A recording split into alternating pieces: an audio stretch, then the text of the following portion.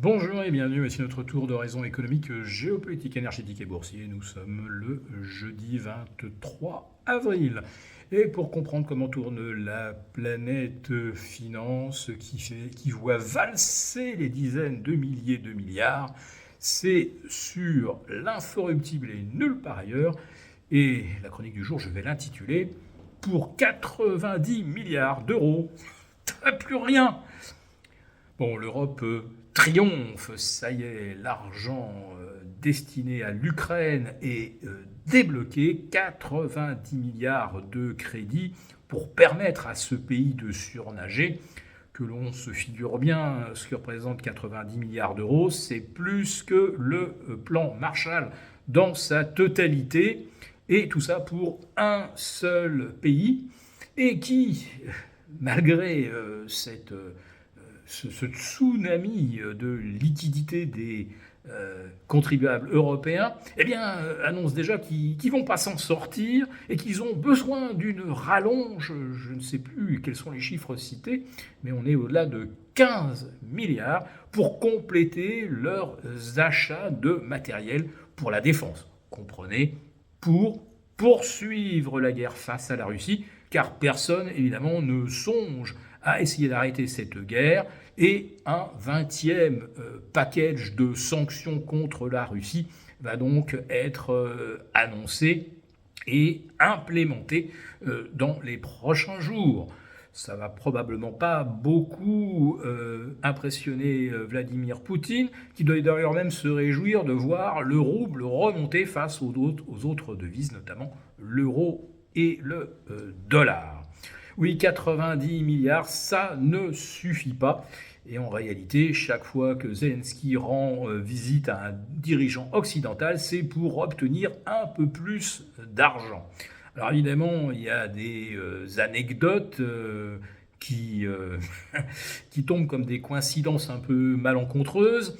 Par exemple, un des grands amis de Volodymyr Zelensky, M. Rinat Akhmetov, un des milliardaires les plus prolifiques d'Ukraine, après s'être payé le yacht le plus cher du monde, 500 millions de dollars, seul le roi d'Arabie en possède un qu'il a payé plus cher, après avoir acheté la villa Léopold, c'était la propriété la plus chère de la Riviera française, eh bien, on apprend qu'il a également acheté l'appartement le plus cher du monde à Monaco, 550 millions de dollars pour 2500 mètres carrés. Bon, ça ne fait que finalement 20 000 dollars le mètre carré, c'est peut-être pas si excessif.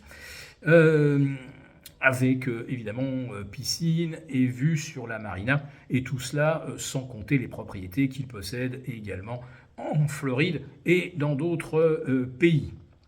Comment a-t-il pu s'enrichir aussi vite? Eh bien tout simplement en revendant de l'énergie aux Ukrainiens, notamment l'énergie des centrales nucléaires, et puis eh bien, des énergies qu'il a pu acheter par ailleurs sur le marché intérieur. Il les a payées une bouchée de pain et les revend au prix fort.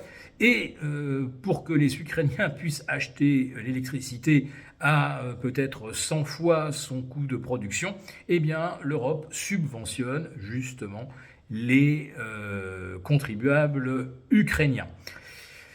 Combien va nous coûter 90 milliards d'argent libérés pour l'Ukraine? Eh bien, France, Italie et Allemagne vont assumer à peu près 60% des coûts, et notamment du coût des intérêts à verser. La quote-part de la France, 540 millions d'euros chaque année, tant que cette somme de 90 milliards sera débloquée au fur et à mesure. 540 millions d'euros, un demi-milliard, alors qu'on ne sait pas comment en trouver même 150 pour permettre aux ménages français les plus fragiles de faire face à l'explosion de la facture énergétique, l'électricité et les carburants naturellement. Alors en plus de ça, en France, c'est toujours le même principe. On vous casse les tibias et ensuite on vous loue un fauteuil roulant, eh bien là, il va falloir satisfaire plusieurs conditions pour bénéficier d'une aide qui serait donc plafonnée aux alentours de 150 millions d'euros, c'est-à-dire le quart des intérêts que va nous coûter le prêt à l'Ukraine. En ce qui concerne les perspectives de croissance en France, eh bien, on refuse pour l'instant de les revoir à la baisse. On a simplement abaissé un peu de 0,9 à 0,7, sans tenir compte du fait que notre principal partenaire économique, l'Allemagne, a réduit de moitié ses prévisions de croissance et que les 0,5% sur lesquels la Bundesbank table encore, ces 0,5 n'existeront probablement pas. Mais ce qui devrait en plus de ça nous inquiéter, c'est que les taux d'intérêt n'ont pas bougé d'un iota depuis fin février, des taux qui ont même fortement progressé, en même temps que les indices boursiers et bien sûr l'indice SOX avec ses 16 séances de hausse consécutives. Oui, 16, pas une seule séance de consolidation, 16 séances de hausse et un total de 39,7% de gains, qui serait déjà vertigineux si c'était le gain d'une année entière sur les semi-conducteurs et les valeurs liées à l'IA. Mais là, on est sur des ordres de grandeur qu'on n'a même pas observés en l'an 2000 avec les dot-com. Oui, une ascension verticale qui montre un vrai emballement algorithmique. Et on y rajoute bien sûr là-dessus une petite touche d'optimisme puisque les résultats du premier trimestre sont ressortis légèrement supérieurs aux attentes comme d'habitude. Et on se projette, on repositionne ces anticipations pour les trimestres 2, 3 et 4.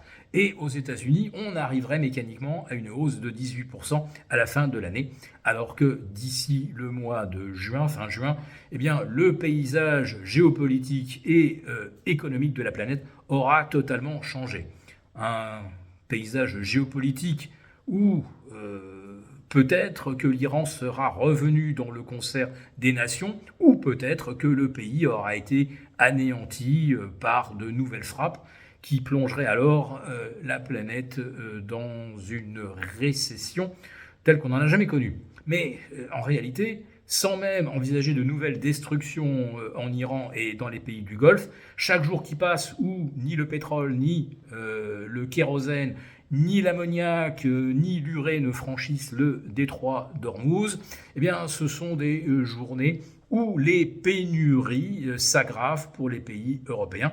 Et on va rencontrer le mur des pénuries probablement à partir de la mi-mai, sachant que le détroit ne sera probablement pas rouvert à la circulation avant fin mai dans le meilleur des cas.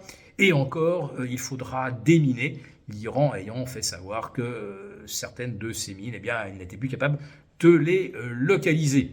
Et puis on espère naturellement que si le conflit devait prendre une autre dimension, l'Iran ne sabotera pas les câbles sous-marins, car alors ça couperait Dubaï, la place financière du Bahreïn, le Qatar, des marchés internationaux qui seraient alors en pleine disruption. Et aujourd'hui, ce que nous dit Wall Street, eh bien, c'est que tout va aller pour le mieux et on a même atteint le record du ratio call-put, ratio totalement déséquilibré en faveur des calls. Pour vous remercier de votre fidélité, vous pouvez télécharger gratuitement notre rapport spécial qui contient nos solutions pour préserver votre épargne face à la faillite économique de la France, laquelle met en danger votre épargne. Il vous suffit de cliquer sur le lien en description pour l'obtenir gratuitement. Merci et à bientôt. Merci beaucoup d'avoir regardé cette vidéo. N'hésitez pas à réagir dans les commentaires ou à liker et partager cette vidéo si le contenu vous a plu. Et pour ne rater aucune de nos prochaines émissions, vous pouvez vous abonner à notre chaîne et activer les notifications. Et pour plus de contenu, n'oubliez pas que le dernier rapport rédigé par nos experts est accessible en cliquant sur le lien de description. On se retrouve tout de suite dans les commentaires et je vous dis à très bientôt pour une prochaine vidéo.